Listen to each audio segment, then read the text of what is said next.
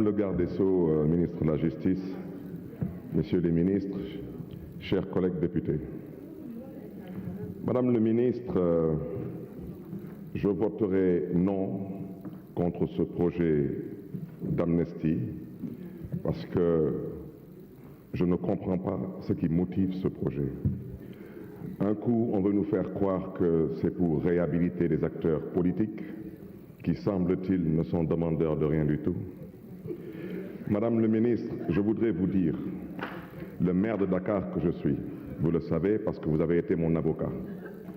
Vous savez aujourd'hui que je suis exclu des listes électorales pendant 5 ans parce que j'ai été définitivement condamné dans une attaque lâche contre une institution de la République.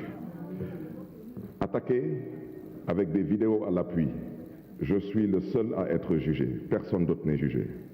Et aujourd'hui, je suis exclu des listes électorales, ça veut dire que si l'élection se tient en 2029, je ne peux pas être candidat et je ne peux plus être candidat à la mairie de Dakar.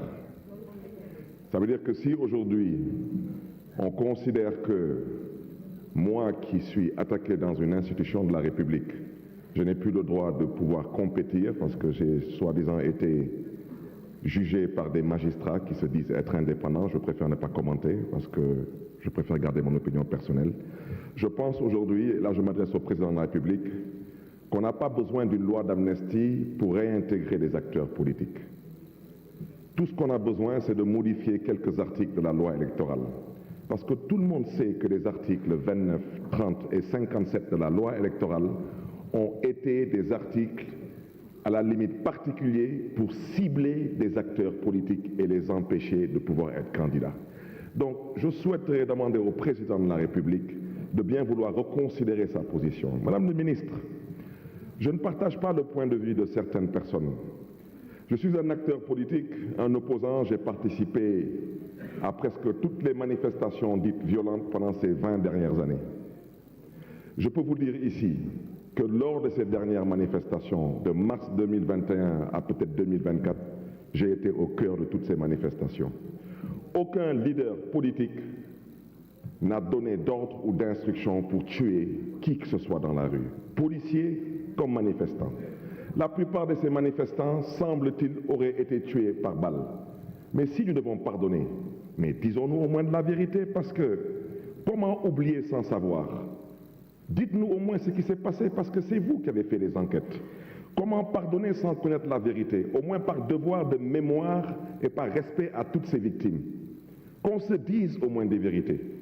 Si le président de la République veut pardonner, le président de la République doit aujourd'hui prendre sur lui, s'il est sincère, la responsabilité de sortir tout le monde de prison et de permettre à tout le monde de participer à des élections.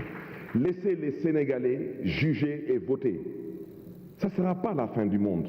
Le génie sénégalais a toujours su surmonter des difficultés. Députés du pouvoir comme députés de l'opposition, nous ne sommes que des Sénégalais. Et aujourd'hui, les Sénégalais sont confus, les Sénégalais sont tendus. Mais pourquoi le sont-ils? Mais parce que les Sénégalais réclament une élection. Et c'est au président Macky Sall de faire preuve aujourd'hui de hauteur, de grandeur. Oui, il dit qu'à partir du 2 avril, il n'est plus président de la République du Sénégal. Mais en même temps, il nous dit qu'il ne peut pas partir le 2 avril parce qu'il n'a pas de successeur. Mais en même temps, il dit qu'il ne sait pas qui doit organiser l'élection. Mais c'est lui qui doit l'organiser. Et je pense que c'est là-bas que se trouve, Madame le ministre, la cohésion nationale. C'est là-bas que se trouve la paix. Chers collègues, dépassionnons le débat. Monsieur le Président de la République, les Sénégalais vous attendent sur une date pour l'élection. Les Sénégalais attendent de vous votre pardon. Libérez les détenus politiques, libérez les prisonniers politiques, libérez les leaders politiques et laissez le soin aux Sénégalais de choisir le prochain président de la République. Que le Sénégal connaisse une fois de plus le charme de la démocratie. Et je sais, Madame le ministre, qu'on saura éventuellement compter sur vous. Je vous remercie. Merci. La parole est à notre collègue Oumar Cissé, suivi de Massata Sambo.